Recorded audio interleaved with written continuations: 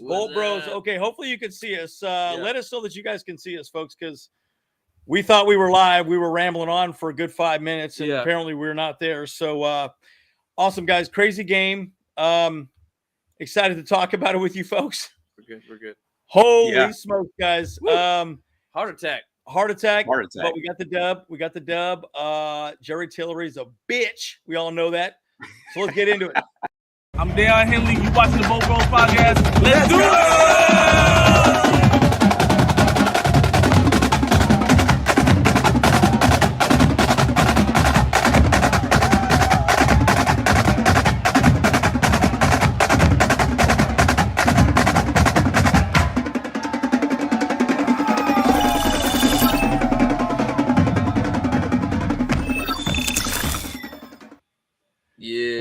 Okay. All right. Well, guys, we got a lot to discuss. So Kyle and I were at the game, of course. Mm-hmm.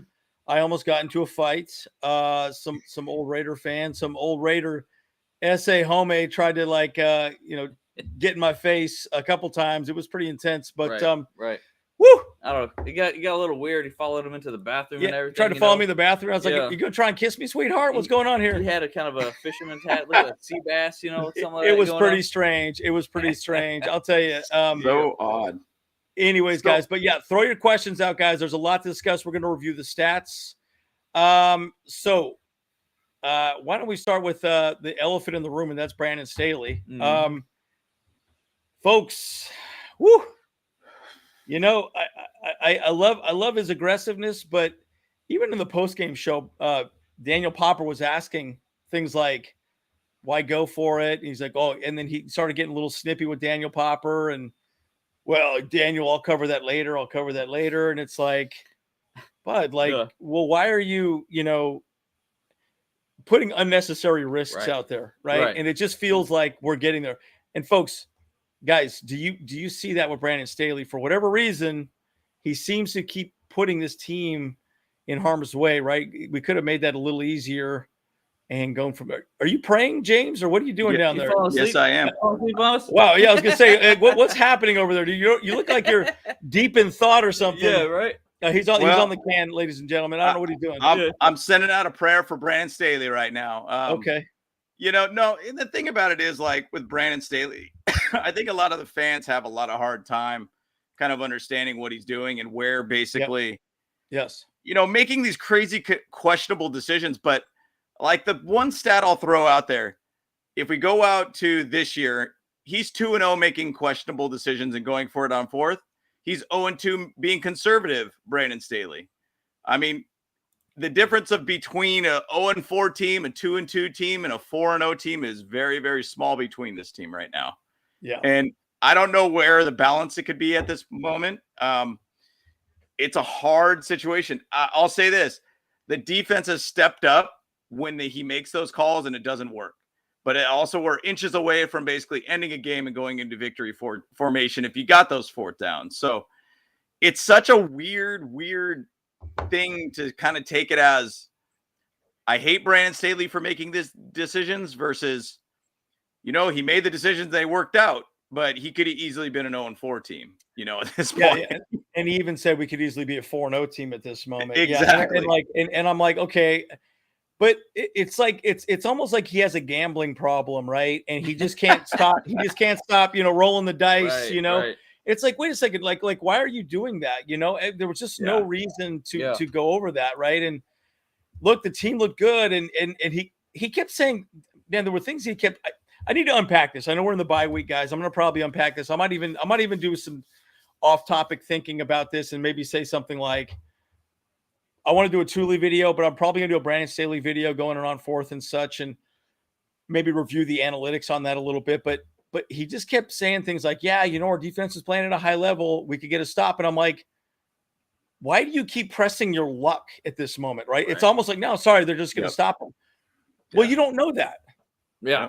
Aether got it right there. Oh, here we go. Okay. Aether.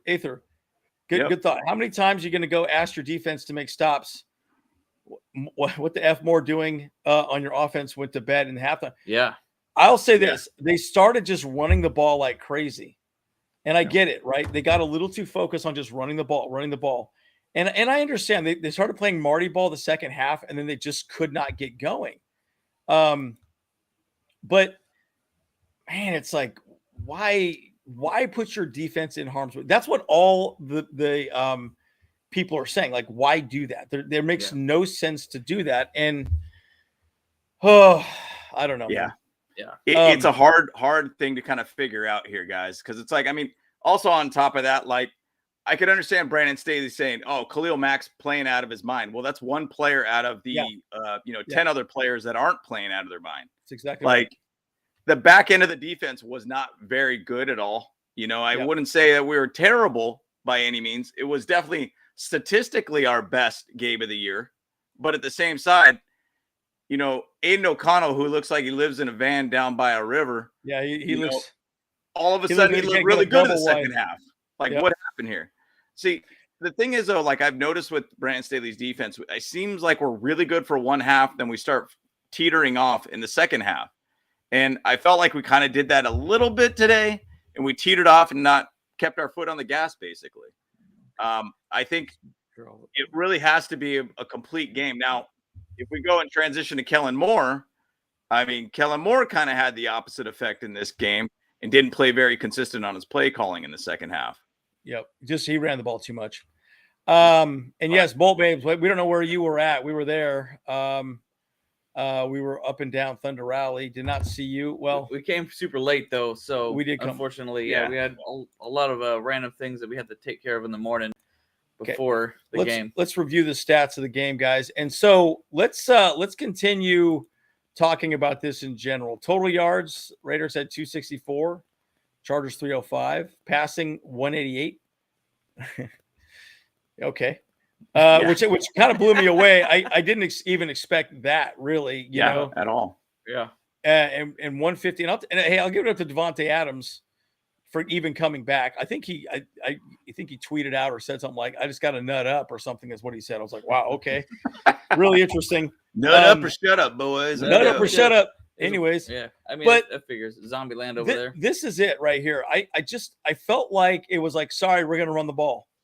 And I kind of understand the concept that we were doing okay running the ball, but you're kind of doing exactly what happened with the Tennessee game where they wanted an ugly game and you're allowing them to have an ugly game, right? Why not just throw the ball downfield and put the game out of play, period, right? Right.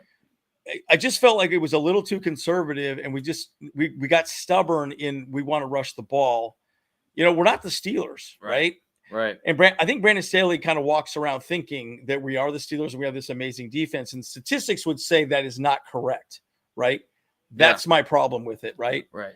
But look, we stopped them rushing, which is great. And we put the ball in AOC's hands. Yeah. Horrible. Funny name, AOC. Everybody kept saying that. And I was like, oh, that politician sucks. That's what I know. saying in the chat. That politician sucks. Cracks me up, dude. She's just so horrible she's an idiot anyways. Well, the weird thing is though too is that like we kept rushing the ball. It's like I think Brandon Staley's bringing back Marty ball as well. Yeah, and it's like I know you guys are gonna have some thoughts, so just keep throwing your thoughts out. We're just gonna review a few things. We got a couple slides, and we're gonna go to your questions. Okay, so just throw them out there. We're gonna get to them as well. Third down efficiency. Thank God they were bad. They were 1 for 11, but fourth down. Look at that. Of course, when they had to have it, they got it. And then the tush push didn't work out very well, which is super annoying. Man, I don't even get me started on that play. I was beyond pissed off at that play because it was just so poorly executed. And I kept thinking, why not show that you're doing it and then audible out of it, right? Yeah. Then spread out and then everyone just, maybe you could do a real quick pitch to the right or just a quick throw to the right or fake to the right and then throw to the left. I don't know. You could have done a couple of different things. He could even just fake like you're going to actually do it and then just pop out. Because everybody's going to be clustered at that point, and you can just roll right out and walk away. Like you could. That's very true. You could have the whole. Yeah. It's like there's a lot of ways that you could have gone on that. Like guys, like I don't understand. Like everyone in that entire stadium, stupid Raider fans included, knew what they were going to do. Yeah. Yeah. And I'm like, you're not fooling anybody, guys. And it was just that play beyond frustrated me. Right. So I'm going to give you one. Couple wild stats actually from this game, and this is from the halftime. So at the half, the Chargers defense gave up The Chargers defense gave up 82 yards at the half. Wow, at the half. At the half, they only gave up 82 yards. They had 3 sacks and 2 fumble recoveries at the half. Obviously we had 7 sacks later on, and then we had we already had the fumble recoveries at that point. Another wilder stat, by possession number, I think it was 11. So that was the second to last possession the Chargers had at the end of the game. We only had 2 first downs in the second half. Yeah. 2 first downs. Yep. And I think it was because we just kept continuing to try and run the ball.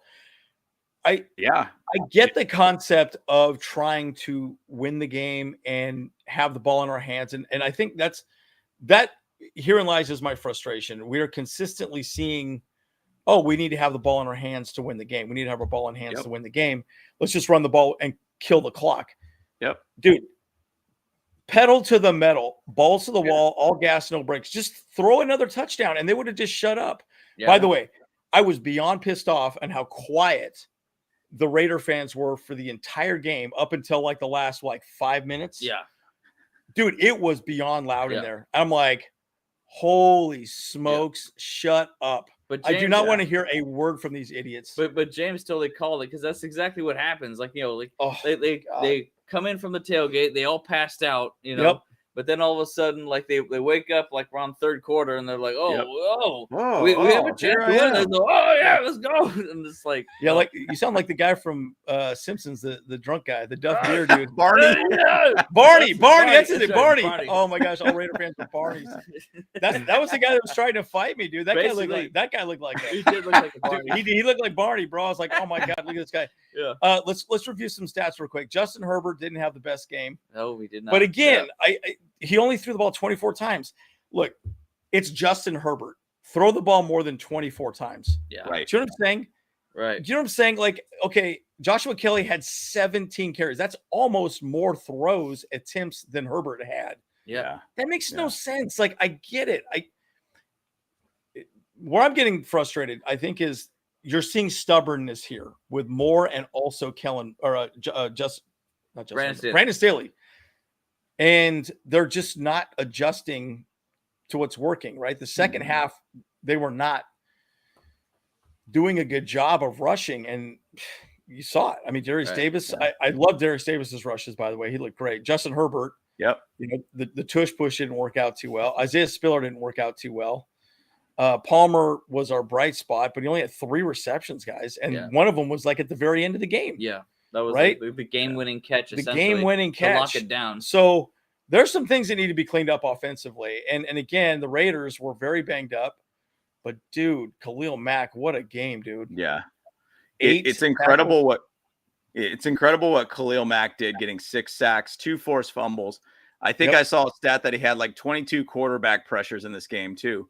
Wow, that's 22. Unbelievable to hear. So crazy. That's I don't know if the homie was juiced up. Did he get some energy drinks in before the game? Dude, he took a couple key bumps. He got some cocaine in his nose, dude. Yeah. Michael Davis had 8 tackles. Asante Samuel, he looked good. He got that interception, which is awesome. Jasir Taylor, Kendricks, and Marlowe looked good out there. I mean, he was good. Maybe we could take a moment to actually kind of talk about that interception that Asante Samuel had there. Sure. Yeah, let's talk about that interception. I did see a comment in there saying that there people are asking why he went down. Just end the game. To end the game. But here's also the reason. We are cursed with Marlon McCree not going down. Yeah. In that freaking playoff game. So just go down is alma mater of the Chargers. You get something like that. I mean, hey, J.C. Jackson should have done that the first game as well. That would have been a whole different situation of just going down in that end zone. But I think that's where Zont learned from that situation. Just go down. It's okay. In this situation, it's fine. He could have probably taken it to the house. Yeah, he could. He had it completely open. It was an open field. Yeah, I still think he should have done it. Yeah. Who cares? Just take it, and then you lock it down. He could have done the little the bye, the deuces, whatever. Wave. Yo, dude. Hey, towards the end though, those Raider fans started getting pretty lippy. It was pretty interesting. Oh yeah. They always wake up after the about the mid-third quarter. They start waking up for some reason. They're like zombies. They're like asleep for the whole game. Yeah. Thule had a good. Thule looked great out there. Raheem Lane, he looked all right. But man, we got so many injuries, folks. So many damn injuries, and like, it's crazy to me. And the one thing I'm going to say about this game, like you should have put this baby to bed early on. Like, this game was a wrap. You had Aiden just basically getting destroyed. You had the D line was going wild. I mean, this was obviously a very ugly game. And the one thing that I'm going to say about this though is like it technically really was an all-team type win. I mean, if Khalil Mack didn't do what he did, like, this game would have been totally different. Totally different. Now, I will say this also, though. It does take 4 weeks for any team, both sides of the ball, to start looking good. And, okay, that's great. But this man right here, Kellen Moore, got a little – he just kept running the ball way too damn much. 30 rushing attempts, dude. That's a lot, man. Yeah, that's a lot. So, more rushing than – I mean, we're not the Steelers, guys. And 12 of those rushes were from Herbert as well. From Herbert. From Herbert. And, you know, and like, okay. So it felt a little weird. Actually, that's even more. No, it's even more rushing attempts. We got to do the math on that. That's 22, 27. So, okay. Yeah. So 27 rush attempts. So not 30, 27 rush attempts and 24 pass attempts. Yeah. Yeah. That's, I don't know. More rushing. That's not us. That's definitely not us. I mean, and I like the idea that they did Darius Davis and had him kind of do some rushes, because he had a couple times. I'm thinking he's taking this to the house. I mean, he's one of the fastest players in the league. Little dude that could just go out and ball out basically and get to the end zone real quick. Like, I was anticipating him to do that. It's the thing is though, like, you're trying to force something that's not there at the moment. Without Austin Eckler, like, the run doesn't work the same for some reason. And, you know, we got to stop doing that. You got to really ride it with, you know, Justin Herbert at this point. Right. Good to see you, Shelly. Awesome. Yeah. You know, she's a big Steelers fan, but she hops on every once in a while. Thank you for joining. I appreciate it. But I will say this. So, right. Like, every team is built a certain way, right? They have a certain identity. I still feel like our team is trying to figure out our identity on the offensive side of the ball. But again, I still like the 60-40, throw the ball 60% of the time, 40% of the time, run the ball. And it was weird because the first half, I felt like the pre-snap motion was really interesting. There was a lot of creativity there. And then the second half, we just kind of started doing zone read, real basic stuff. It was like all of a sudden we went to 101 offense. And I'm like, what's going on here, guys? So, I said, second to last drive, we only had 2 first downs. Don't even get me started on that guy, dude. Oh my God. We, you know, the second half offense was what was killing us. And, you know, it's almost like it was worse than Joe Lombardi basically not scoring on third quarter. It's like we were just letting them crawl themselves way back into this game. I mean, 2 first downs with the second to last drive or possession in this game. You can't have that at all, guys. Like, I do think the thing is, though, there is a side. And I was thinking while I was watching this game, is Justin Herbert not feeling comfortable not having Mike Williams out there? Yeah. Is he not comfortable enough to throw to Quentin Johnston? Is he not comfortable enough to throw it to Josh Palmer? You know, Keenan Allen obviously didn't really have the biggest of game this game too, but you know, was he just not feeling comfortable not having Mike Williams out there? And that's something based upon in camp. If you think about any of the highlights that we saw from Josh Palmer in camp, he looked perfectly fine. Quentin Johnston looked good too, but there wasn't a lot of preseason action in game with Quentin Johnston other than just in camp type stuff. So was it more he was just not feeling comfortable throwing the ball to his targets that he had on field? I don't know. Just a crazy thought. Just a crazy thought. Yep. And by the way, I do have a short video, Miguel, coming out of that whole juke move on Crosby. Man, he broke his legs, dude. It was amazing.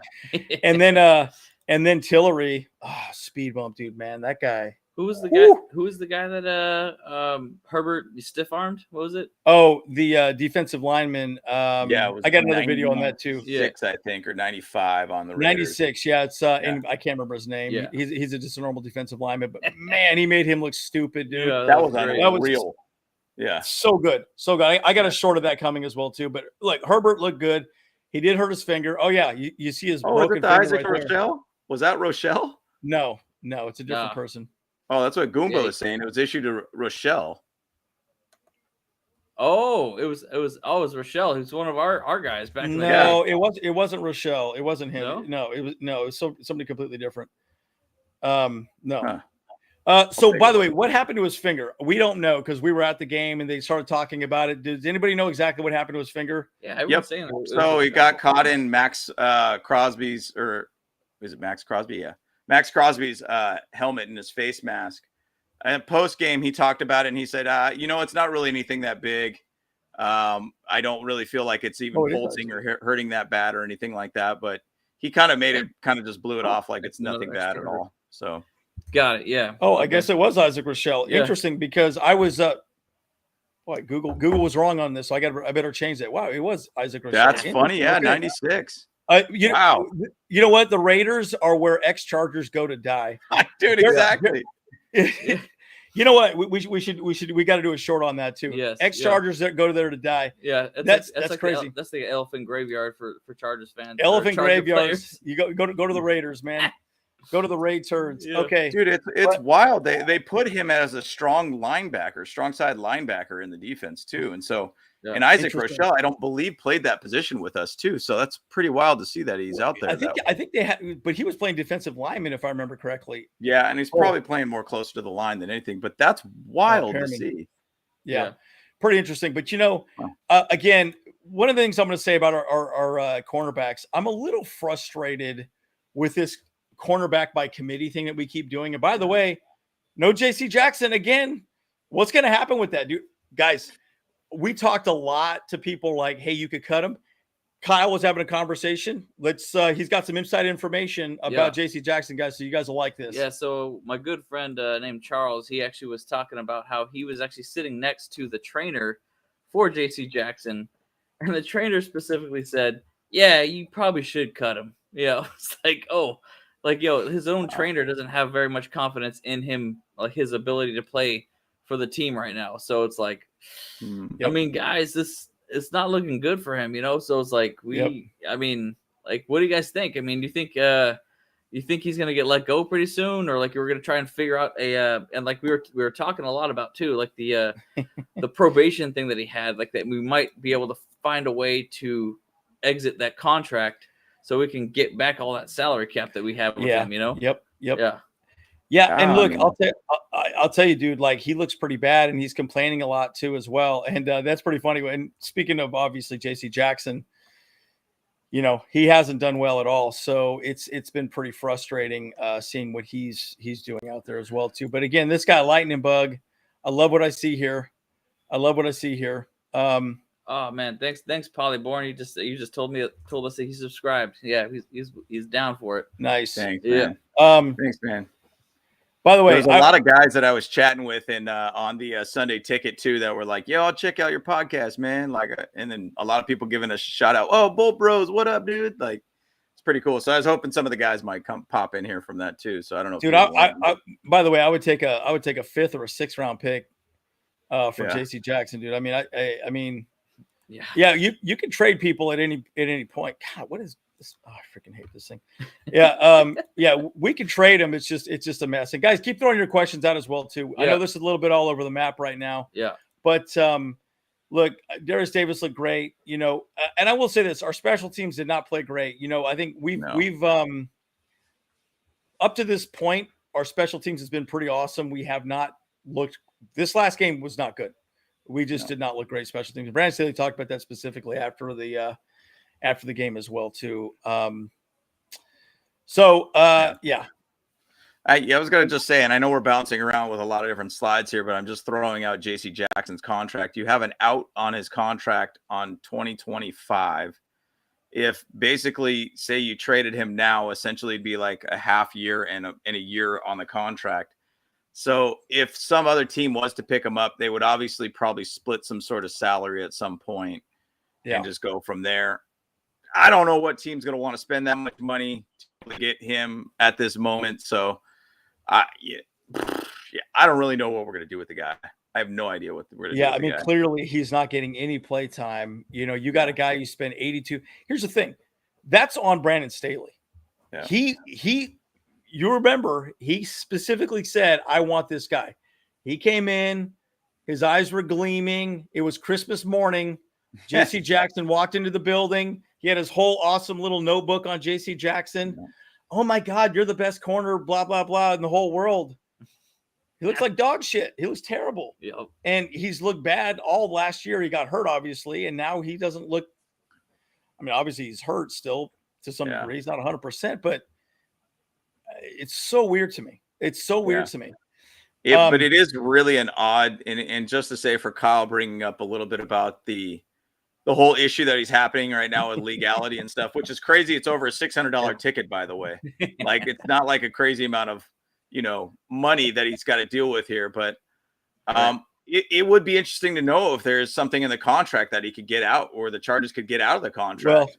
Well, they were talking about his legal issues, right? I mean, think about what happened with Chandler Jones. Yeah, I kept thinking West Chandler. Yeah. What is wrong with my brain right now? Anyways, long story short, you never know. Maybe with his, issues with off the field, maybe they can let him go. Who knows, right? Pretty nuts. I think at the end of the day, it's a business, so they can find a reason to fire him if they're going to fire him, so.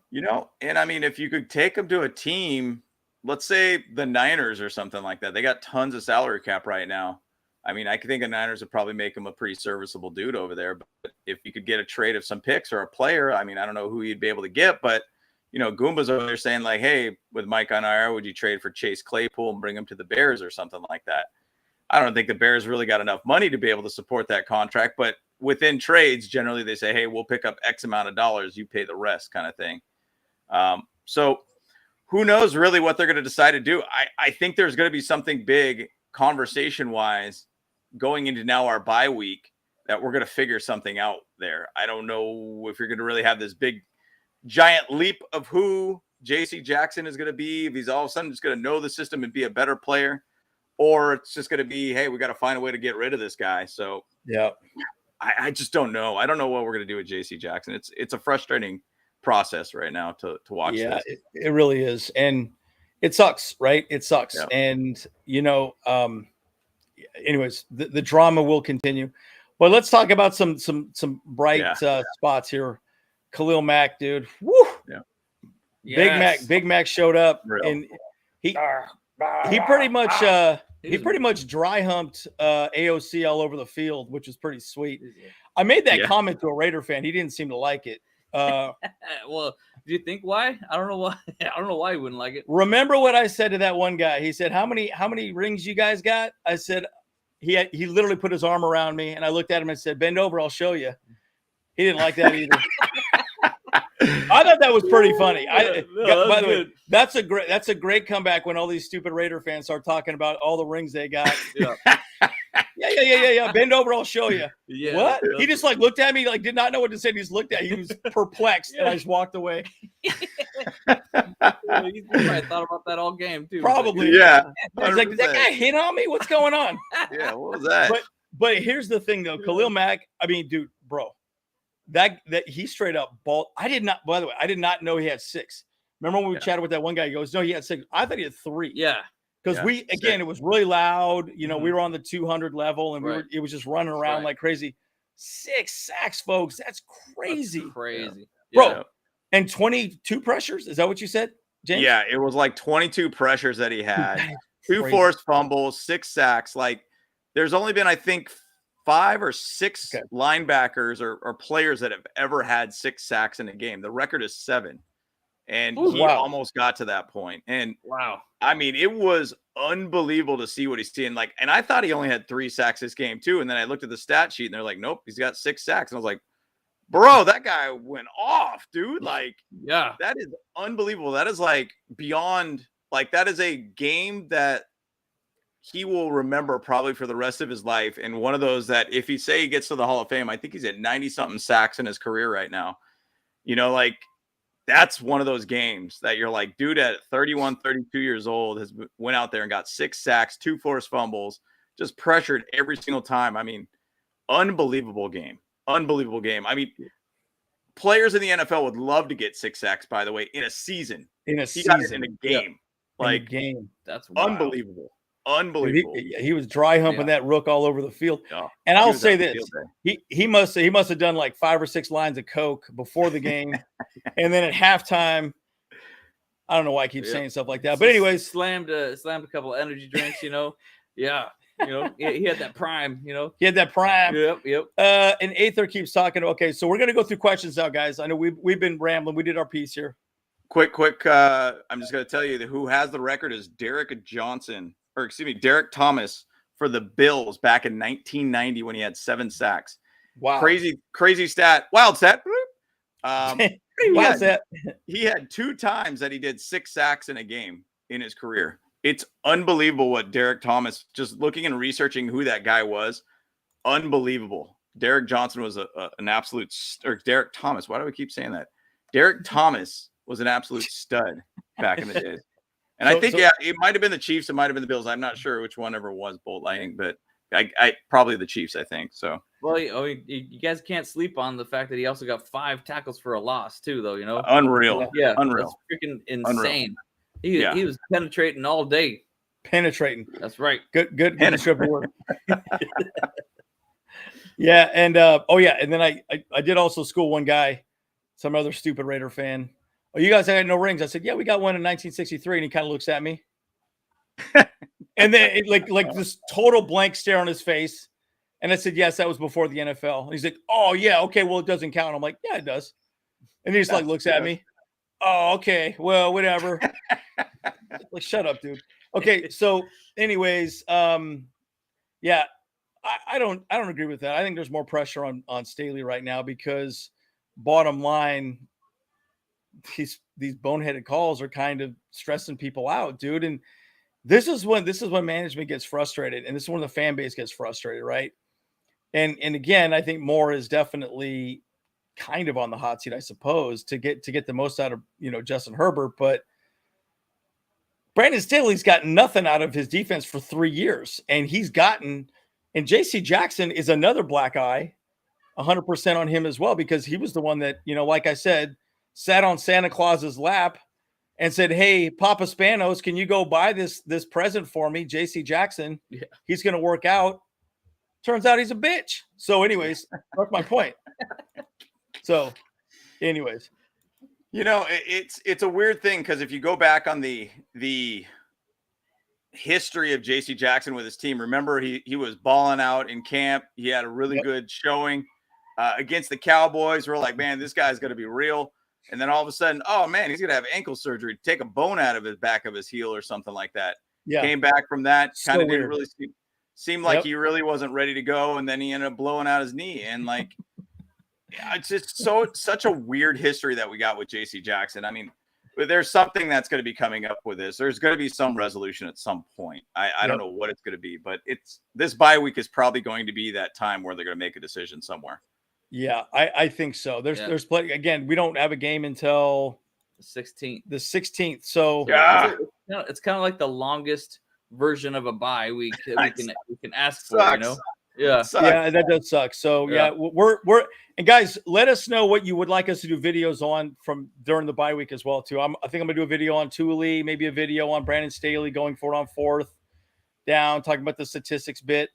This is pretty interesting. This team cannot play conservatively. Bad things happen when they do. And again, the second half we did not. We just stopped. We just were like, let's run the ball, and that just doesn't work that way. Yeah, and that's a saying. I mean, we ran the ball, had 2 first downs with the second to last possession. You can't, if you only have 2 first downs in this with the second to last possession of the game, you've let this team crawl back. Yes. We should have dropped at least another touchdown or 2 on them. We should have kept our foot on the gas. It shouldn't have been close. But man, once again, guys, like, being a Charger fan is not for the weak by any means. I mean, it's we need defibrillators, dude. I was sitting there enjoying my meal, watching the game at I was at a Cracker Barrel stream in the game, hanging out. I was like, dude, no joke. James, first of all, why the hell are you at a Cracker Barrel? You ain't 90 years old, dude. Bro, oh my there was God. a lot of old people there. There was a lot of old people there. Oh, it was wild, dude. I'm embarrassed for you. I'm embarrassed for you. Hey, did you eat the buckwheat pancakes or something? Buckwheat pancakes, man. What the hell? I did have pancakes. Oh, you did? Not buckwheat though. Not buckwheat though. Oh my God. I don't even know my brother anymore. Hey, what in the hell? In the hell? You know, it's kind of funny about how you say there's a lot of old people there. And yeah, it definitely is a lot of when surrounding me, there's like a lot of old people, some person eating some fish from Cracker Barrel. You would not eat fish from a Cracker Barrel, by the way. Word of caution, don't do it. A couple people from church over here, doing their thing. But yeah, there was actually an old lady that came up to me and she's like, "Oh, Chargers, go Chargers." She's like probably 79 years old, giving me a high five. Like, yeah, it was all old people there. But hey, it was all good. We got our whole meal comp because it took forever for our food to come out. Oh, it was still, yeah. So it worked out in the end, guys. It worked out in the end. We were fine. All right. We were fine. It was good. But yes, there was a lot of old people there. But I was sitting in that Cracker Barrel, just sweating it out, thinking I was good and everything. And then all of a sudden, it started getting heated by the time we left the Cracker Barrel. Oh, yeah, it was frustrating, man. Sorry, I just went off on Cracker Barrel, dude. Yeah, but Marissa likes Cracker Barrel. We're not sponsored by Cracker Barrel here, but yeah, if they do want to throw us some money, sure, that might help out a little. Yeah, bit. That little sponsorship. This video is sponsored by Cracker Barrel. So, anyways, so Cowboy games, Cowboy fans are rough too, man. Cowboy fans are rough. That's definitely one you want to just let them do their thing. But it makes me sad though, because I want there to be a home game. That did not feel like a home game at all. That felt like an away game, and that makes me sad. This is interesting, James. You want to take this thought? So, man, Staley is wearing our defense out and putting them in hard spots. I'm the idea of not punting sometimes. I love my bullets, but come on, man. And the thing about it is, like, I think Brandon Staley likes to put his pressure on the defense purely. Like he's done that a lot of times of like, hey, man, I'm going to make a decision. You got my back. Okay, cool. You got my back. Make it happen kind of thing. Last two games, we bailed him out of those two games. And it's ironically, it's like in red zone situations, in zone situations, we get a pick. I don't know, man. Like I would like to see the statistics of when the game is on the line with Brandon Staley, making these fourth down decisions and getting wins out of it. Like I'll say the last two games, he's 100% of making those real questionable decisions. The other game was last year against Cleveland when they tried to do the field goal. That's another one. And they found some way to win the game. Like that was just luck because they missed the field goal. Yeah. Whatever it was, like the bugs that were flying in the air during that game, because I remember there was a bunch of bugs there. Maybe those bugs just pushed it away and helped out Brandon Staley. That was the defense, for them. Push the ball away, help move it out of the way. Like he's recently had a lot of luck going for these fourth downs on really questionable decisions. Yep. It is scary to watch. That's for dang sure. Yep. To see him make these decisions. And it's like the right decision probably means punt. But once again, it seems like going conservative ends up shooting us in the freaking foot, basically, and we lose. So yeah. So Aether says, I'm done with Coach Moore. He's garbage. Yep. And until he proves untile. Untile. Cool word. I like it. Yeah. I like that. It's a good word. Untile, he proves me wrong. And that Lombardi part 2. Okay. Got it. Now, and again, right. Yeah, it's there's a lot to discuss. There's a lot to discuss about that. I'm going to do some research on it because I'm very curious to see the analytics side of things. I might even do a video on the offense and defense as well. I've been thinking about doing that as well too. So, and the thing that the issue to me with Moore is, I should say, I don't want to bash both coaches or anything like that, but at the same side, it seems like one does something really, really good. The other one doesn't do as well. So it's like, I feel like Moore has kept us in the game in some of these past games.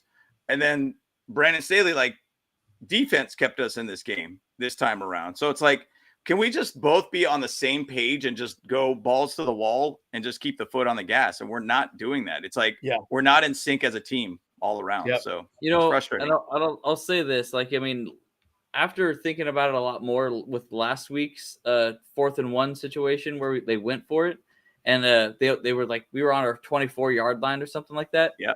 I think the one of the reasons why it was a good choice that week and this week was that we seem to be better at protecting the shorter pass game. Right.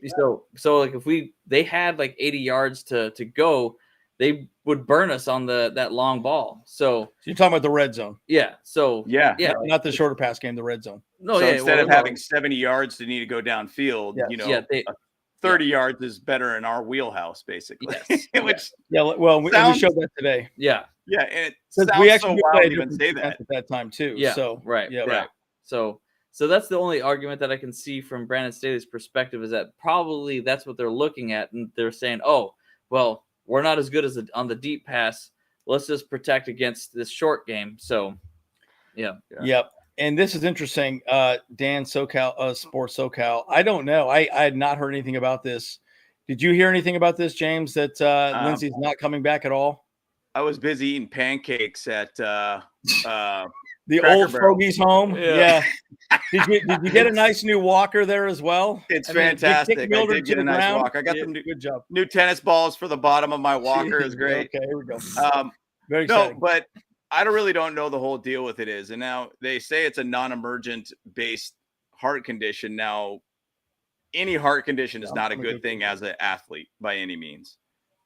So who knows what's going to happen, but we'll know probably in the next couple of weeks. I mean, I hope it's not a Nick Hartwick kind of situation. I hope it's not that kind of situation where it's like, hey, this is the end of his career and he's going to start, tailing off his career at this point, and that's it. I mean, it's definitely scary. Like, I mean, if it is a heart condition, like, any kind of like situation like that, maybe he has a smaller heart valve or whatever. I don't know what it might be like. And that's obviously not good for any athlete to have because, never. Well, we were actually just talking to Becky about that. Yeah. That our sister. Yeah. Our sister, she was going to get a heart surgery. And then she got another opinion just recently. And they said, yeah, well, we're really glad you didn't get that heart surgery because you don't need surgery. Yeah. So it could be a bad even evaluation. Who knows, right? So that doctor is probably a Raiders fan, so didn't want him to play this game. Yeah, that's right. Maybe so. He had $100,000 on the Raiders. Yeah. So who knows? We'll see how it plays out. Yeah. I mean, we got 2 weeks basically. Bolt Babes, yeah. Well, we were there. Well, you should have messaged us because we were there. So I'm not sure where you guys were at. It's kind of a bummer that we missed you. But I'm beginning to feel like the Bolt Babes are not real. We appreciate you though. We can't find you ever though. Where are you at? Where are you at? I wasn't there, but I mean, Yeah, fools at Cracker Barrel. Yeah, fools at Cracker. Yeah, fools at Cracker Barrel, dude. Yeah, what's that other old person's place? That all you can eat spot? Sizzler? No, Sizzler. That's an old person place. Well, I know, but I know what you're talking about. Golden Corral. Golden Corral. Oh my God. That place you went to Golden Corral, didn't you? You went to Golden Corral, man. He was too embarrassed to tell us he was at Golden Corral. You were Golden Corral. I was at Golden Corral. You caught me. Okay, so Dotson, man, got me. IHOP. So Dotson. So I don't know. Dotson just hasn't been out there. He seems to be more of a backup running back at this moment, but pretty much a special teams guy. That's big reason why I think he's been out there. Mm-hmm. Yeah. Well, funny enough, Madden rates Isaiah Spiller higher than Joshua Kelly, which is really strange to me. So, like, he has a higher overall rating. I'm like, okay, well, I mean, maybe, yeah. It's strange. I felt like Spiller was not doing bad, like in catching passes out of the backfield and everything too. I felt like he was doing pretty well, and they almost like really just wanted like a one running back doing everything at this point. And it's kind of an odd thing that they're really not trying to spread it out a little bit more between Spiller and Dotson and to Kelly. I don't really get it. Well, it's not going to matter once Austin Eckler comes back anyways, because he's going to get all the touches at that point. So it's like, okay, whatever. So maybe they're trying, again, this would even more annoy me if this is, let's figure out who our number 2 running back really is. Yeah. Oh yeah, we're still trying to figure it out. Yeah, you should have figured that out a while ago, coaching staff. Come on, man. Hey, come on, man. It's the middle of the season already. Come on, man. Hey, Raiders fans. Yeah, Raiders scored 10 points in the 4th, 7th, first 3 quarter. If you want to blame the defense, yeah, I mean, the offense didn't help the defense out at all. They got 2 first downs the whole second half. I mean, didn't give the defense any time to rest. Yeah, like it's 2 sides of the conversation, right? You cannot blame the defense. The offense didn't do anything; they were anemic. Yeah. So, Herbie's legs are good. Yeah, I mean, and the Raiders, they, look, they kind of do. I mean, it's really a home game for the Raiders, to be fair, right? Because they don't travel a lot to Vegas, as far as what I understood. I know that Steelers game, there was a lot of terrible towels out there. And you're right, Ethan. Our offense should have scored 35 easily. I really don't. And there were a few drop passes, but my goodness, we just stuck with the run game way too much. And I don't understand why we kept focusing on that. I kind of felt like we should have just started throwing the ball a little more too. Maybe the finger was an issue. Like, hey, let's put less pressure on Herbert, but I don't know. It's his non-throwing arm anyway. So what does it matter? It's a funny thing about that. Like, there was a lot of times where it was like 3rd and longs, and like Justin Herbert would just bomb the ball out. Like his pick, kind of like a deeper pass on like a 3rd and 10, 3rd and 11 type situation.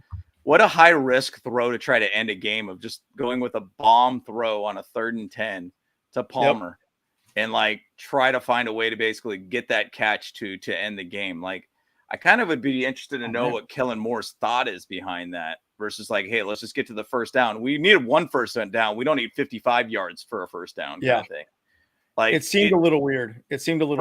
Little odd of a choice, in my opinion. But it's Justin Herbert. I'll tell you this: he's an Iron Man. Getting out there with a hurt hand, he looked like he was kind of like this the whole time for some reason, and the hand looked really, really big. He looked like he was flashing the West Side basically the whole time.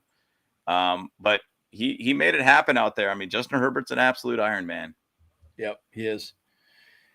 Yeah. 2nd and 4th, you throw the ball. Yeah, I just felt like some of the play calls were a little all over the map, man. And I'll tell you, dude, this guy Tillery, I don't even want to hear that guy's name again, dude. Man, sweep him. Yeah, get him out of here. And again, I just really feel like we needed to throw the ball a little more, in my opinion. So there's a tweet just before we got on the show that I read about that. He says somebody was tweeting to Kyle Van Noy, said, "You see Jerry Tillery cheap shot?" And Kyle Van Noy said, "Yeah. If you only knew the behind the scenes with Jerry, I'm shocked hands weren't thrown." So really, there's something behind that hit. Like, Justin Herbert talked about it after the game, and he kind of was like, "Hey, he's like my friend. Like, I don't have any animosity towards each other or anything like that." So super humble about it, and I'm just like, I'm like, I don't know about this. Yeah, there's something going, because that hit, that was not necessary. And with everybody jumping out like him, if you looked at the photo, you saw Austin Eckler, who was not even padded up, just in street clothes, in there. You saw Derwin James in there. You even saw Brandon Staley in there too.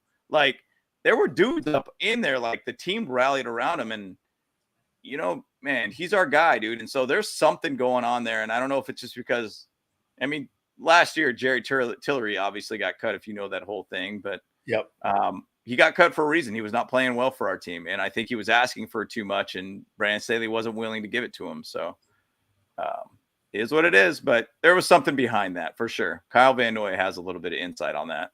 Mm-hmm. Yeah, and Anthony Joseph said, I would love to see him spill the beans about that one once he's actually fully retired, Agreed. So Anthony Joseph says that's why he didn't get the first down, his finger, Herbert's finger. Makes sense, right? I kind of get that, but I don't know. Still was a crappy play call, in my opinion. Yeah. I still felt like they should have done something a little different, in my opinion. So anyways, and again, JC must go. Vato kind of on that route too. I think Vato's played fine. Yeah. But again, Vato's pretty much our number 1. So he's the one going against, the main guys. Yep. Gabato's fine, man. He's been okay. He's all solid. What up, I like this, Polly.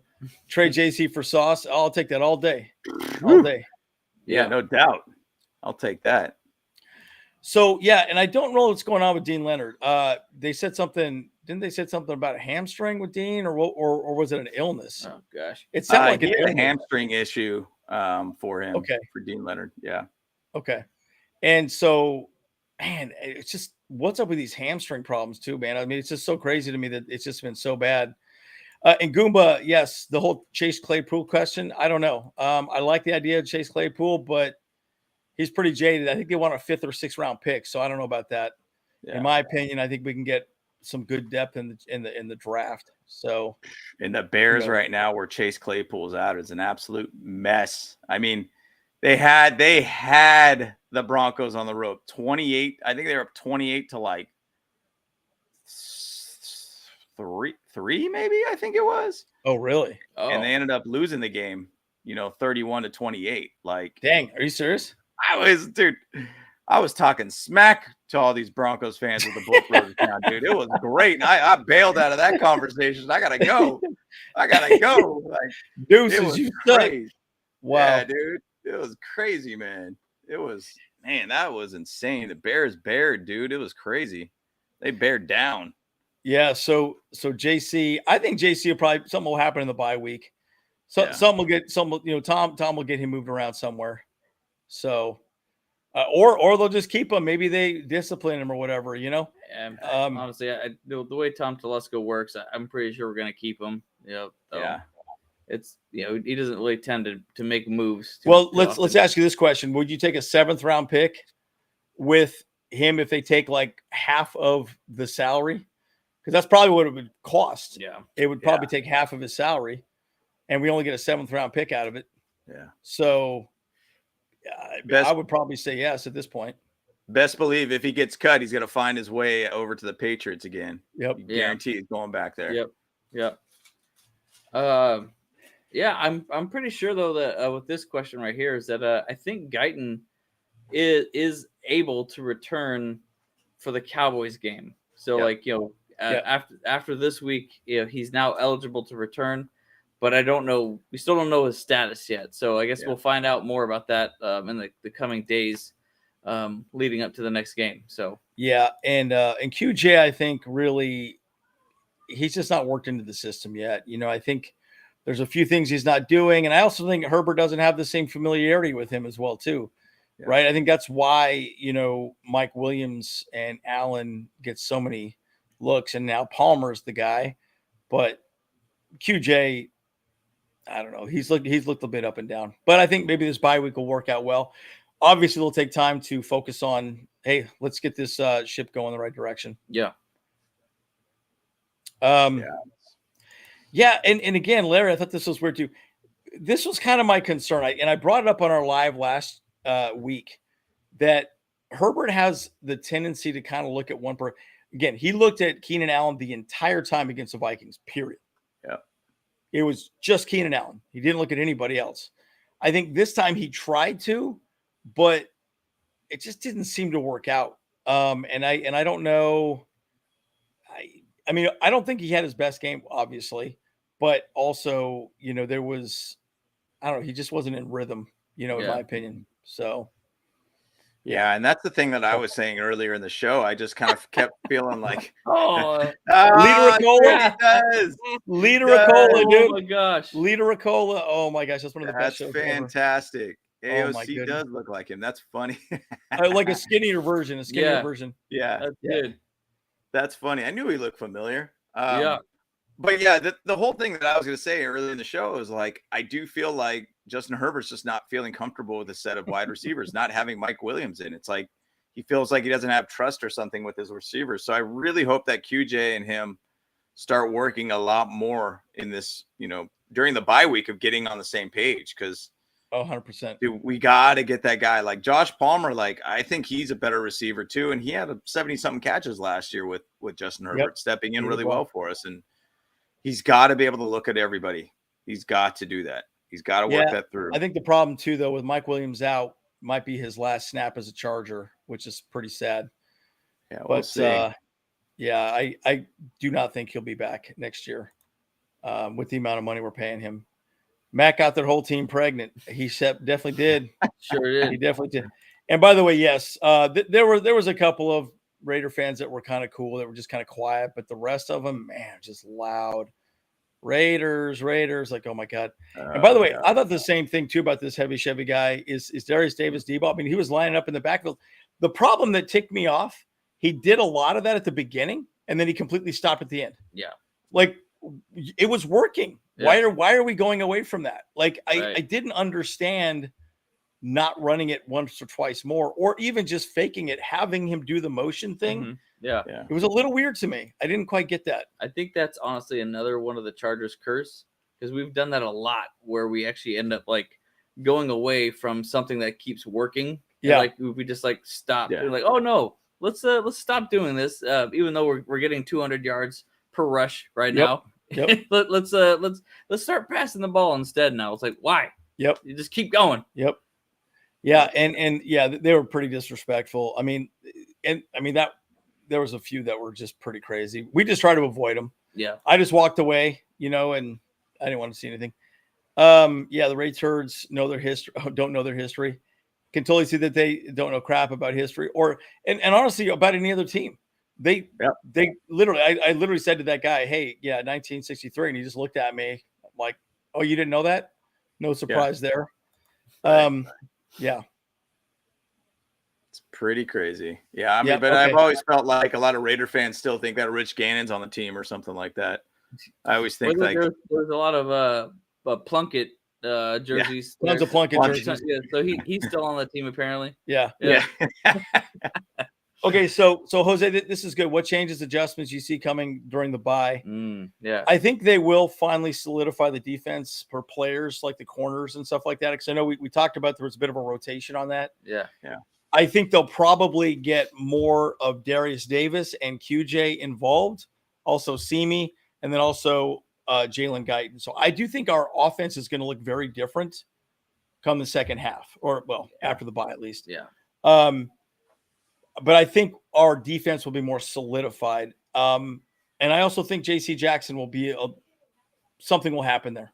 Yeah. And I don't know what that's going to be, whether he has a pipe bomb in his car or something like that, we just got to get rid of him. Oh man. I mean, but my point is, like, at the end of the day, we don't know what's going to happen there. Yeah.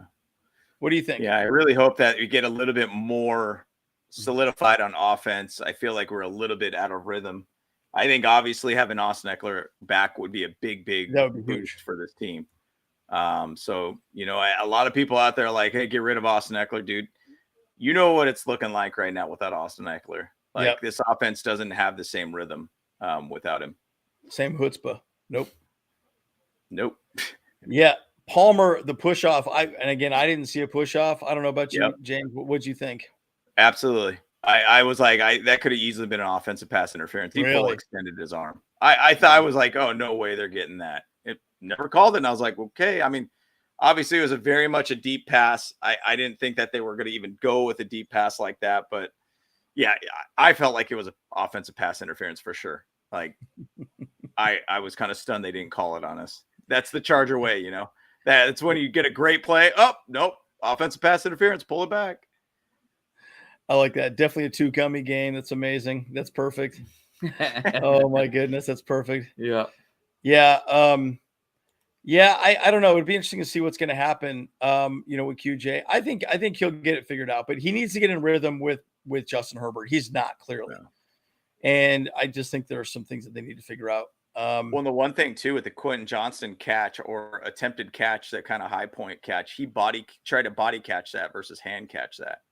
So he let the ball hit his chest versus like extend out his hands a little bit more. So, which was kind of the knock on him, remember? Yep. So he kind of did that. He tried body catching it. Yeah, and Anthony, I think you're right.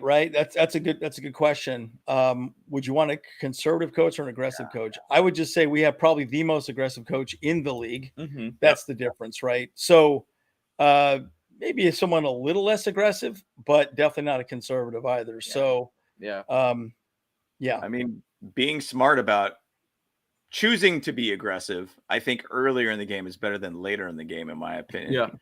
Yeah. That's the whole thing about it is I think everybody's really got a lot of different ideas of when it is the right time. And once again, Brandon Staley's 2-0 being aggressive and 0-2 being conservative. So where's the balance here, guys? Yeah. Man, I'm loving these comments. This is amazing. Somebody see if Staley the quicksand speech from the movie The Replacements. Oh, you guys are killing me, dude. That's awesome. Oh, I love this, dude. This is awesome. Francisco, Mac, dog. Herbert, dog. Samuel, dog. Keenan Allen, dog.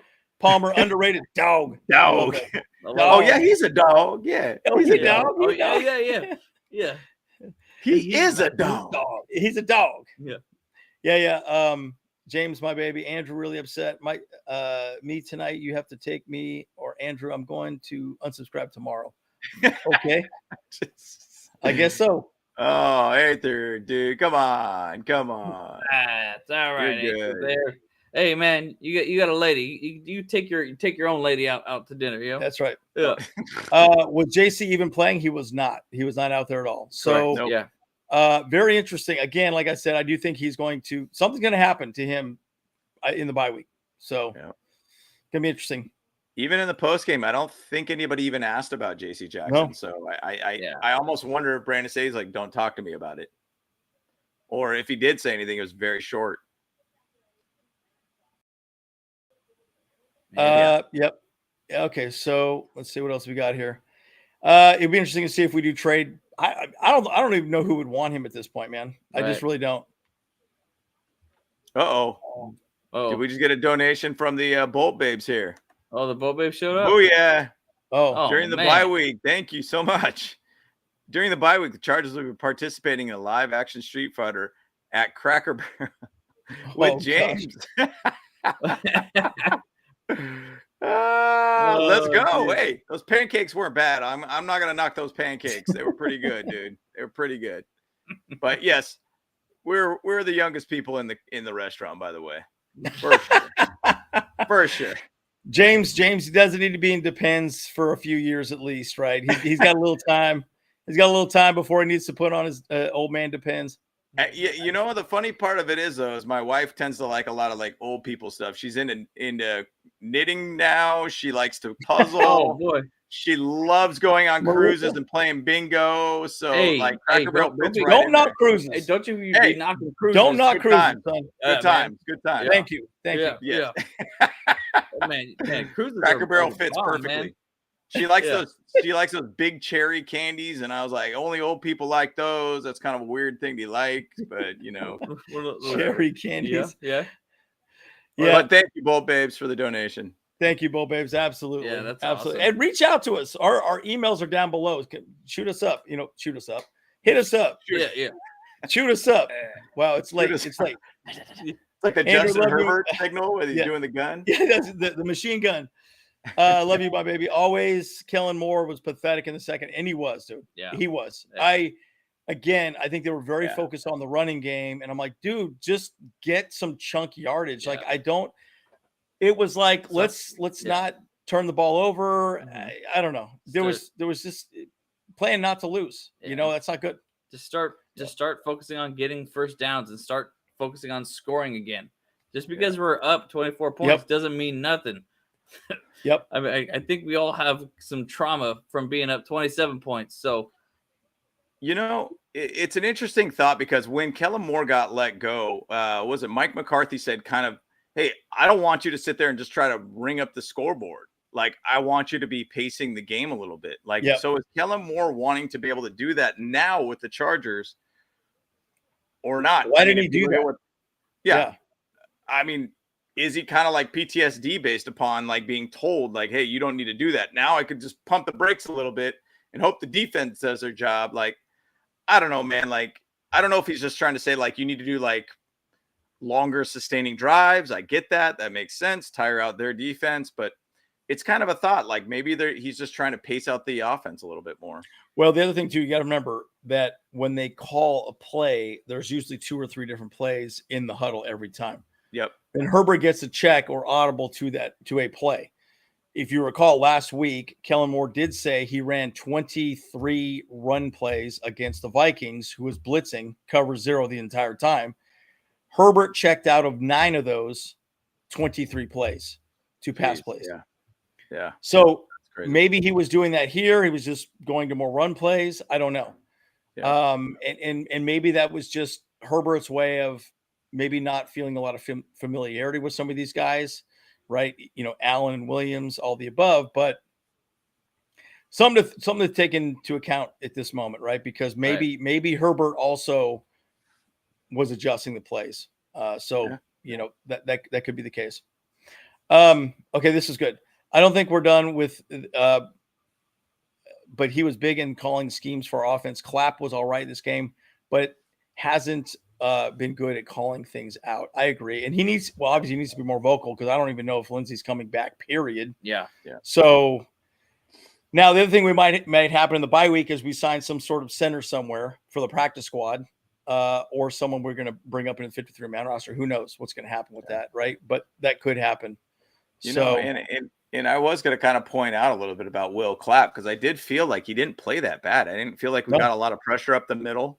A lot of it came just purely from Max Crosby. There was a missed kind of chip opportunity for Gerald Everett, who kind of should have put a little bit more effort on trying to chip Max Crosby, which then led to a sack with Trey Pipkins on the line. So, I mean, to be honest, I don't think he did that bad at all. Yeah, and again, it may not even be more. It could be Staley interfering with the play call.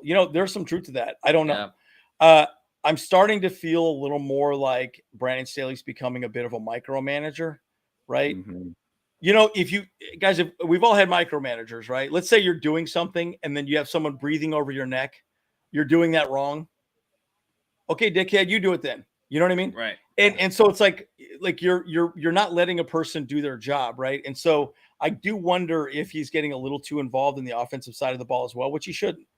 In fact, I've always said this: he should at least let Ainsley run the defensive play calls on the other side, right? So I don't know. Yep. Yeah, absolutely. Who knows? Yeah, and I like this. Should give him a nice uppercut in the stomach when everyone's crowded around him. That happens a lot in the piles, folks. That happens a lot. A lot of times people try and gouge your eyes out, all this other stuff. Yep. It's gnarly down there. So you're underneath there. You're getting punched. You're getting dick tapped and all the above, right? Yep. Dick slapped, the whole bill. Pow, pow, pow. Yeah. Yep. That is. Yeah. I don't know. Maybe. I don't know if he's talking about maybe even uppercutting the Raiders fan trying to follow you into the bathroom, dude. Probably should have. Yeah. Dude, he was weird, dude. Like, I was like looking at him, I'm like, yo, this guy, he looks like he's on the spectrum or something. Darius Davis definitely needs to be more involved. Yeah. Again, I go back to what we did the first half and what we did the second half. I'm going to watch this game again. I'll probably do my recap video tomorrow anyways on this. Here's the thing.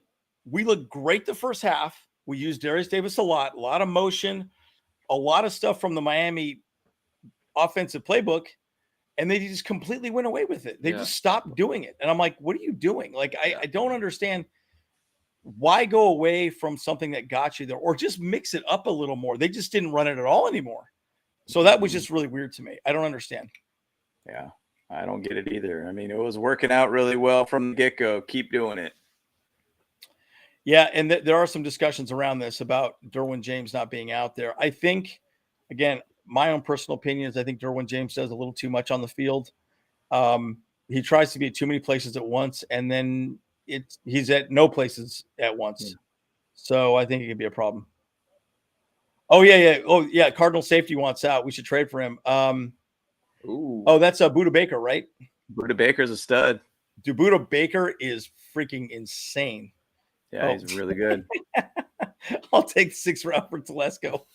I like that. I'll take a bag of chips. For a bag of chips. Yeah. A whole plate of tamales. Yeah, that's fine. Yep. That's fine. I'll take a whole plate. I like me some tamales. I really do. Some tamales. Christmas season, tamale season, baby.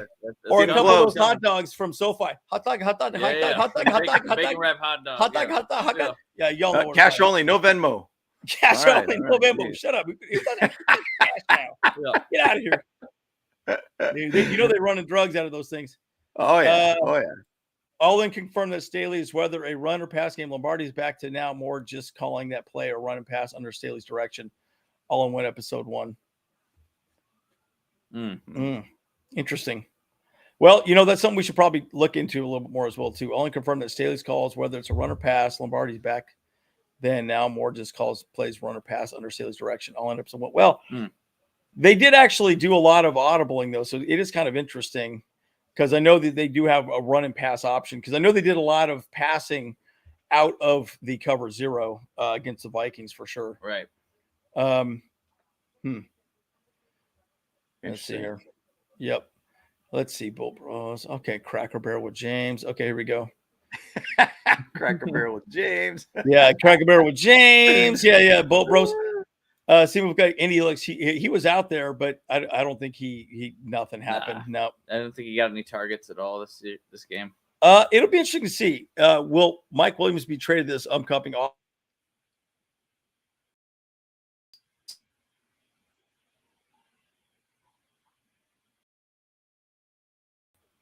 Look, I think he will.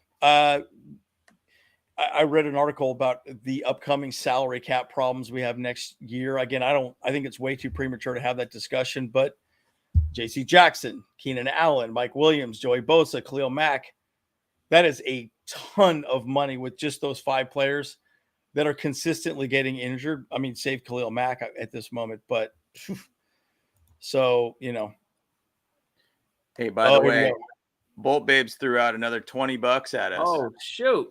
Man, throwing some bucks. Appreciate it, man. The bathroom guy. He was trying to. I don't know, man. I don't know what's going on. That I mean, that was. I was perplexed. I didn't know what he was like trying to accomplish. It was a little weird.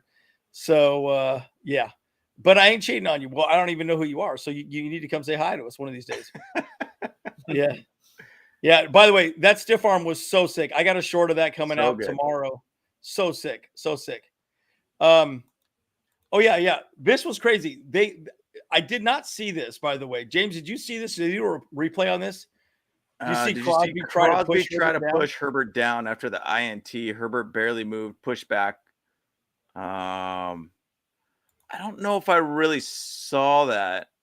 But I'll have to check it out. Yep. I don't think I saw that one, but yeah, I'll check that out for sure. I mean, the thing about it is like Justin Herbert getting in front of Max Crosby and starting to push him, and then basically ended up getting his finger locked into his face mask.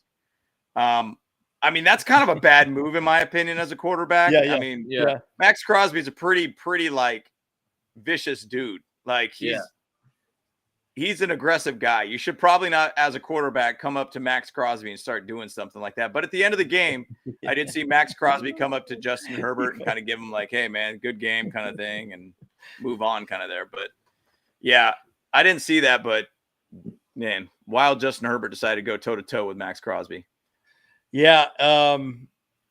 How good is your GM? He is trash. Like, I have very mixed emotions with Telesco at this moment, right?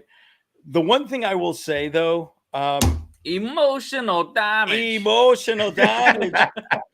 Yeah. The video is coming tomorrow. Yeah. The one thing I'll say about Telesco is this: the more I've looked at how a football team is run, it's not just the general manager making decisions. Great example, J.C. Jackson. That was not a Telesco's conversation, right? It was. I promise you. Well, and also even Khalil Mack. I promise you that was, hey, Tom, can you go get me J.C. Jackson and Khalil Mack, and I don't care what it costs. Yep. He sat on Santa Spanos' lap, tugged his beard, ate a candy cane, and gave him his wish list. And one was Khalil Mack, and the other one was J.C. Jackson. And one worked out, the other one did not, right? And so that's not on Tom Telesco, right? That's, and again, as far as the draft is concerned, there's a whole scouting team, the whole coaching staff. Everyone makes a decision, and then he's just the one making the purchase, right? It's kind of like if you're a buyer for a product and the product goes bad. Is that your problem that the product went bad? that's not really his problem. It's the product went bad, So I don't know. I have a very different take on it than probably most fans, I would say. But I do think, though, where I think you can argue is he's not a hustler, right? You see some other GMs that are out there trying to wheel and deal. Mm-hmm. I don't think he goes out there and is aggressively trying to move somebody. Yeah. Now, if JC Jackson gets moved and we get like a 5th or 6th round player, I'll say, yo, dude, you're the man, Tom. If you could sell that. Yeah. I mean, because that's a pile of hot garbage right now at this point. So anyways, that's my take on it. And maybe, I don't know if you guys have some thoughts on that as well, too. Emotional damage. That's awesome. I mean, I think it's really that. I mean, I think that Staley has done a really, really good job of at least communicating what he likes. Now, not all signings really work out. I mean, I've brought up something in the past of, I think the Spanos has been really hesitant to even spend money on players. Hence, like, say, David Boston, if you remember that signing from years ago.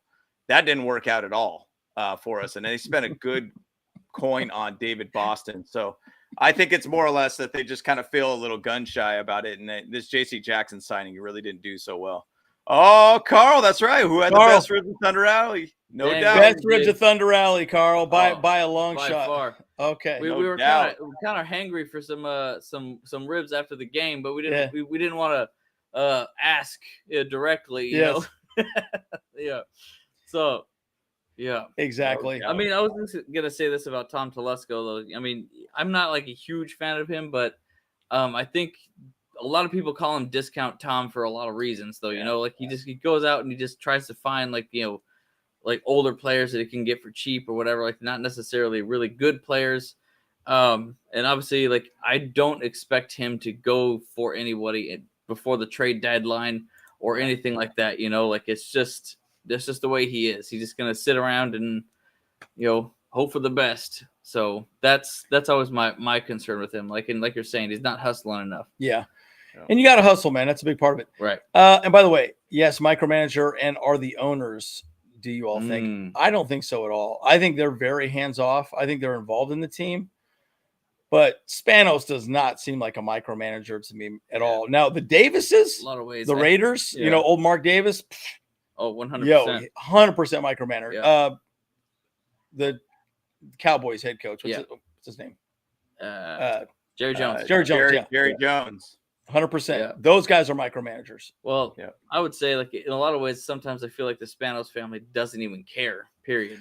Yeah. They seem a bit aloof, which is frustrating for me. Right. But I will say this: they've been involved. Guys, I don't know if you watched the locker room. The entire ownership staff was right in the corner at the door with Tom Telesco. I love that in the locker room, everyone's there. The entire front office is there. But that wasn't happening until Brandon Staley got 100% to be the head coach. That's what I like about Brandon Staley, because I think he changed the culture of the team, which is a good thing. So and that's why we need to keep him as a head coach. Just if anything, maybe just step away from making play calls. We need to snip him a little bit. Snip him. Yeah, right. Snip his balls, dude. That's right. We got to castrate one of them. Take one of them down. Yeah. Take one of them. Just half. He's got two. Yeah. He doesn't need both of them. Just take one. That's right. Just bring him down a notch. Oh boy. Your medical procedures over here. What is going on? I'm not a doctor. I'm not a licensed doctor. Not snip. Just snip. Just snip. Yeah. Snip. Yeah. Just one snip. One snip. Oh my gosh. Dude. This is going off the rails, folks. Here we go. Sorry about that, guys. I got a question. Coach Staley said, should punt Minnesota go in long field? Oh, yeah, Willie Jefferson, one play to the house. You could lose the game. He did say that, and I can understand that conversation because the argument was that there's more room to work with on the field. So I get that. And then if you didn't do a good job of tackling him, he could take it to the house. So I get that, but I still feel like there's something to be said about kicking the damn ball and getting 50 yards down the field. Right. I think, or the argument is, well, maybe it could have been a bad snap, all kinds of different stuff. I don't know. Right. So, yeah. It's a hard thing because, I mean, our defense has been pretty bad about giving the deep pass, though, too. So it makes sense, and I get it both ways. But it gives us heart attacks regardless, either which way we go on it. It's just more of a heart attack when you do these short field, fourth down kind of situations and not make it happen. Yeah. Yeah. You guys at Kellen Moore are ridiculous. Attacking? I think it says you guys attacking Kellen Moore are ridiculous. Oh, okay. Got it. Okay. Right. Yeah. And again, I actually think Kellen Moore has done a fine job. I just think he got conservative in the second half. That would be my only concern with him. I just think the first half was way better. If I was to give him a score, first half A+, second half C-, right? And I don't know why he went away with what he did, right? I just felt like that was the only issue. Yep. I agree. Telescope gets us what we need and make sure we got the money right. He's good at that. Yep. Not his picks. Yep. Yeah. I can see that. Now, again, and I will say this too, again, it's also the, recruiting staff, there's entire people making decisions as well too. Yeah. Tom overthinks and doesn't just get best players on board.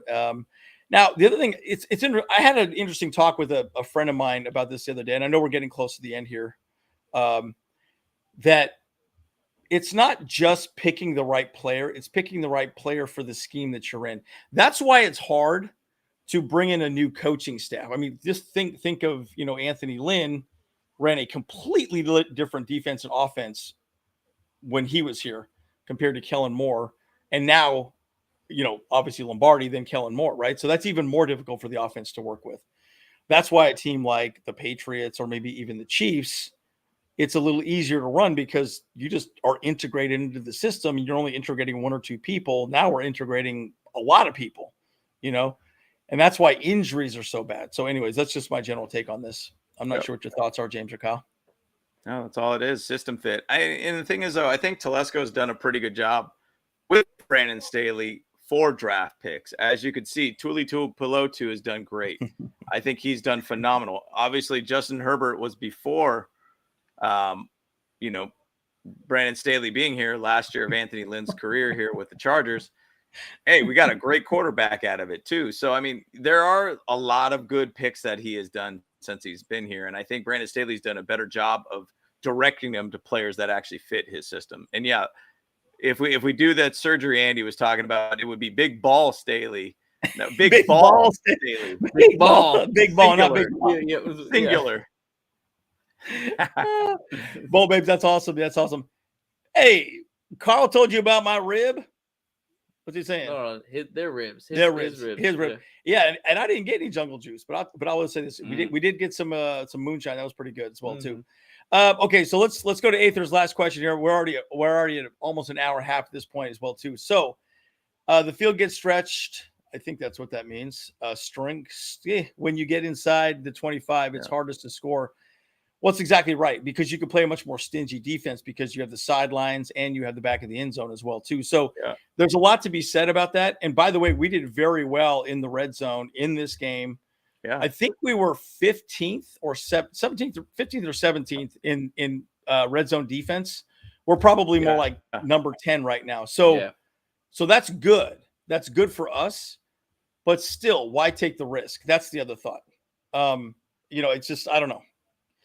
Yeah, I don't know. Minnesota game, analytics say that the right call was 4th and 1. It was the highest percentage to win. It was 88%, guys, just so you know. 88%. Because if you didn't get it, you could still stop them, and they were going to run out of time because they had no timeouts. They had to get a touchdown anyways. Exactly. Yeah. I know it sounds stupid to say because it sounds very counterintuitive, but that's what they say. And you're exactly right, GTR, man. The play call was horrible. That game and also this game. Everybody knew what was going to happen, and it was a bust. Like they needed to do something.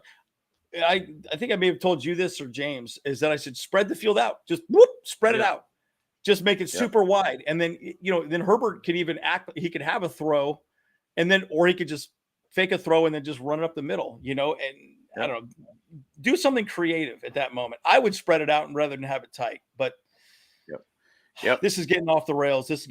But Bull Babes, message us. And Carl, your ribs are the best. And Thunder Alley, is undefeated. I'll tell you what, we were there for an hour. We had a great time. It was awesome. Yep. Wish we got there a lot earlier, but we made it happen.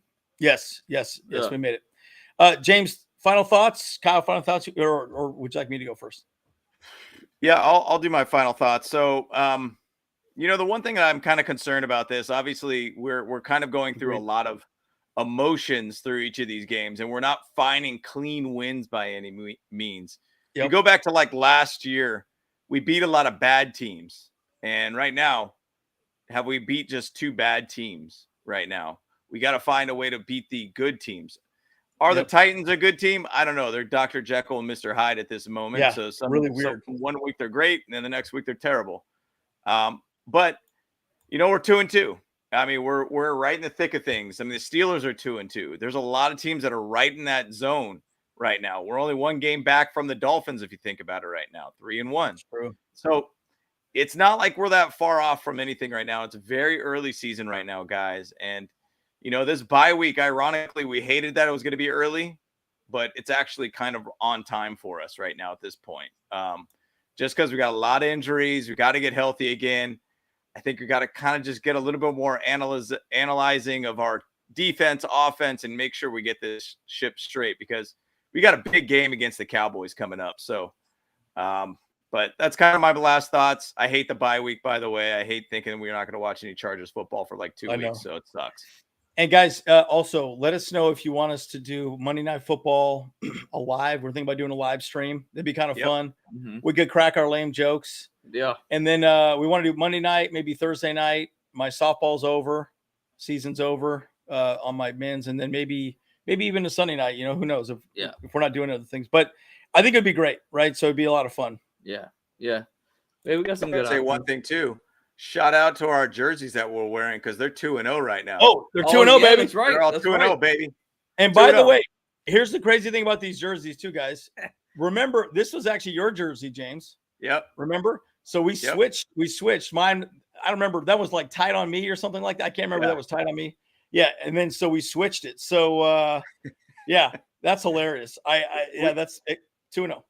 We switched it at the Arizona game last year too. So right, it was the Arizona game. Yeah, it worked out for us in that way, and it got us to the playoffs. So hey, let's keep it going. I'm gonna wear the same outfit right here. I feel like I'm back in the 2000s for some reason with this, but I'm gonna wear the same outfit every single game until we get an L, basically. Yeah, I'm not we get an L. I'm not gonna change my underwear until we go to the Super Bowl. Woo!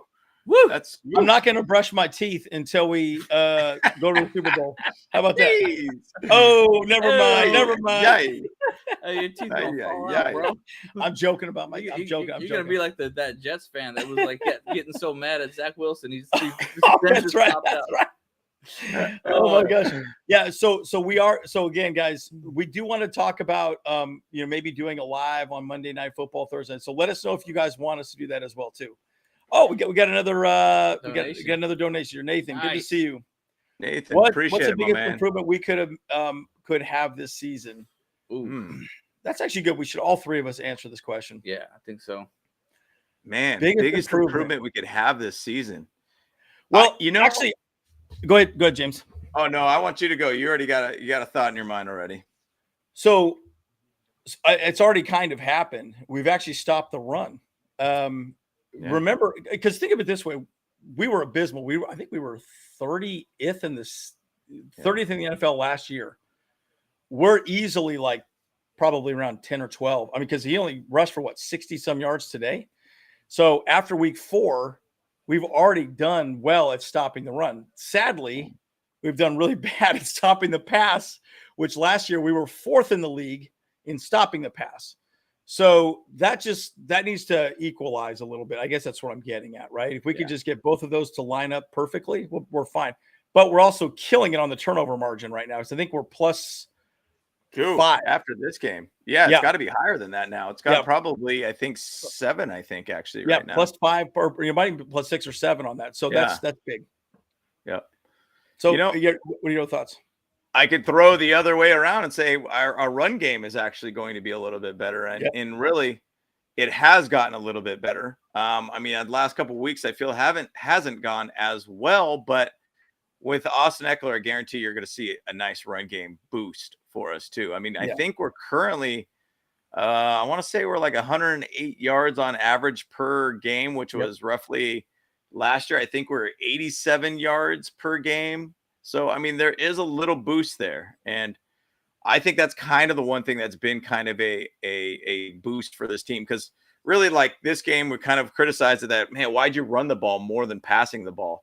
But I think they're just trying to find a 50-50 way of basically balancing out this game. I mean, if you pass the game the whole entire time, they're going to throw a zone on you. If you run the ball all the time, they're going to load up the box on you. So it's like you got to find ways to balance out the game. So I think that's one thing that we could really say, and just say the running game was a big improvement thus far. Yeah.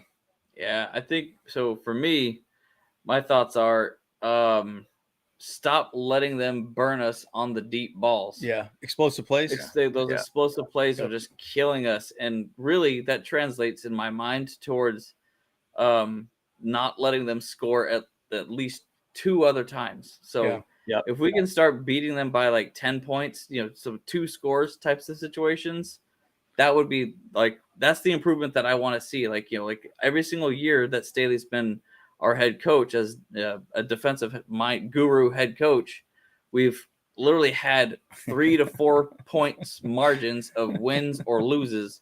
And that needs to go the other way. We need to increase that spread to greater. Yep. Speaking of good decision making, I'm still a little baffled that James ate at Cracker Barrel today. So I'm still a little bit like, who the hell eats at Cracker Barrel? I mean, I decided to age myself another 40 years, why not? Yeah. I had my birthday this week too, and I just felt like I had to get happy birthday, bro. I had to just see if the 55 and up special was going on, even though I'm not 55. I tried, Wait, did you shop and did you get some of that whorehound candy too? Oh, man? Whorehound candy, dude. That's bad. Oh man. Good, man. Good. Oh my God. All right. Well, this is good, guys. So look, I'll say this. We are thinking about doing the live. We want to give it a shot. So we'll see. We'll pick a night. We'll be way ahead. We'll throw out a thumbnail. If you guys want to join, great. If not, no big deal. We'll probably be in. We'll be out. Some people will be on for a while, half of it, whatever. We'll just have a good time. But we want to be there with you guys and crack our lame jokes, right? You guys can laugh or not laugh, and have a good time with us, right? So, anyways, but well, guys, we're the Bolt Bros. We got that dub. We got that dub. We got that dub. Let's get it. What is going on? I don't know what's going on there. Anyways, let's go. Let's get out of here. Let's go.